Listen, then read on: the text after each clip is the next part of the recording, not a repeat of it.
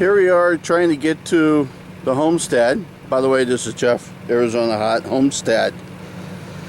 In today's video, I want to show you my road leading into my property, or leading out.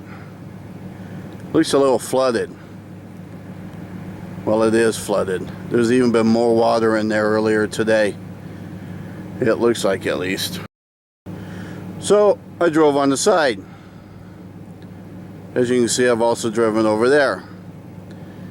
So I went through here, trying not to go on my previous tracks, staying on the grass, as much grass as possible. I get to an area where there's less grass, and guess what happens?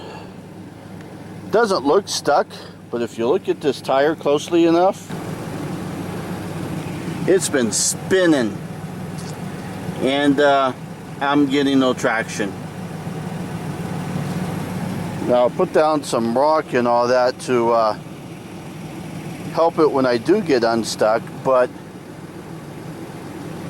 it's just so slick you can't even grip onto the rocks that I put down there.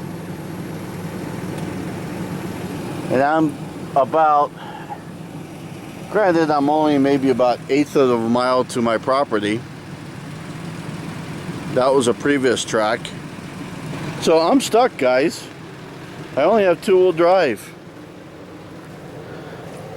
Rain on the Homestead came back, and now I can't get to my property.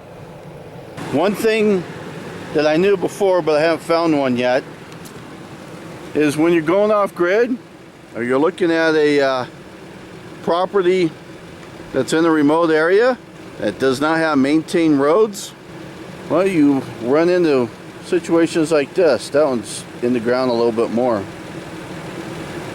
Four-wheel drive is a necessity. Someone will buy this truck. It's been an excellent truck, or trade it for a four-wheel drive. It's supposed to be like this for the next 3 hours. I'm stuck on the Homestead. Guess I could go swimming in that. That's probably about 1.5 feet deep in the deepest part. My shoes are muddy, my truck's muddy, and look at that. Just think of this. I was only able to travel from right about there is where I entered, and then right through here, and I didn't get very far before I finally got stuck. And just think this, once I got like once I got to there, then there's good gravel after that, and I'd be fine. But that's that one low spot in my road. So I guess I'm going to leave my truck and walk to the property. I'm stranded in the outdoors. I'm stuck, not on the Homestead. I guess I'm stranded on the Homestead now. I guess one could say I have my own little island, because I can't get in and out. Don't forget your four-wheel drive if you're going in a remote area, off-grid. Better hike it to the property before it starts raining again. So one important thing to know when you're living off-grid is to know your weather. You got to have a weather band radio, so you're always listening to that. But also, when you can, check online. But here's the problem. Believe it or not, on Thursday, weather.com said today's chance of rain was 0.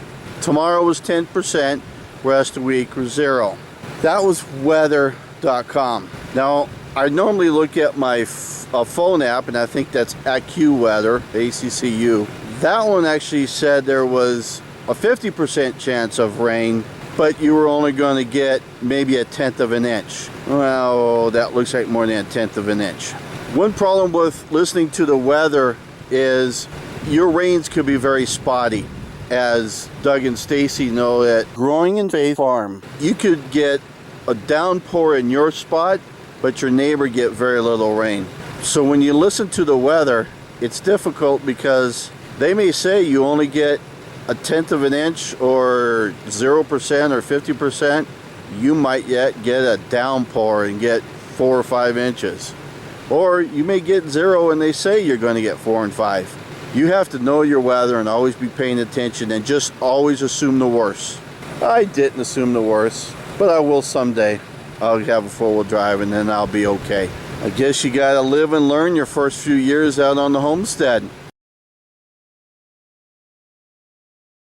So was I able to get my truck out of the mud? You bet I was. Rock on. Check this out. You remember how slick it was earlier in the video? And it was really thin mud, just a slurry. These cinders, I had 2 5-gallon buckets. I hauled 1/8 of a mile along with a little shovel to shovel it in. And I put them in front of the tires, the rear tires, just pulled right out. I tried it before I put the rock on and the tires just continued to spin. But it's 10 a.m. the next day and the sun is partially out. It's cloudy, but at least there's no rain. So it had a chance to dry up a little bit, but I still was spun. But the rock helped out perfectly. I think the rock just gave it just of enough grip to allow me to get out of there. And once I got out of that little 6-foot section, 10-foot section, the road was just fine after that. Jeff on the Homestead, I'm no longer stuck on the Homestead.